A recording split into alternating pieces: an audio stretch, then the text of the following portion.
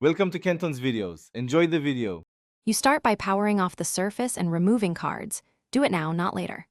Once done, heat the screen edge to soften the adhesive. 60 to 80 degrees Celsius is enough. Use a plastic pick to get an initial gap, then slide spudgers around slowly. Avoid metal near the glass. Make sure to keep screws and small parts organized. You need the Torx drivers ready because, right after opening the front, you will remove shielding screws that expose the battery connector. Once the shield is off, locate the battery flex and disconnect it with a plastic pry tool. This prevents short circuits and accidental power. Next, remove the screws securing the battery assembly and peel back the adhesive tabs slowly. You want controlled force, not sudden pulls that could puncture a cell.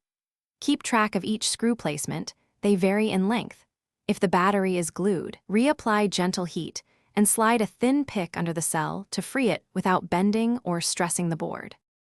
Install the replacement battery by aligning the cells and pressing new adhesive into place, then reinstall the screws in their original locations. Once secured, reconnect the battery flex with a firm, even press. Make sure the connector is fully seated. Reattach the shielding and close the bezel, pressing gently to bond the adhesive. Power on and observe post, then charge for 10 to 15 minutes to confirm recognition.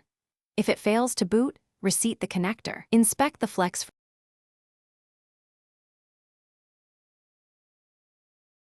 Thanks for watching. Consider subscribing if we helped you.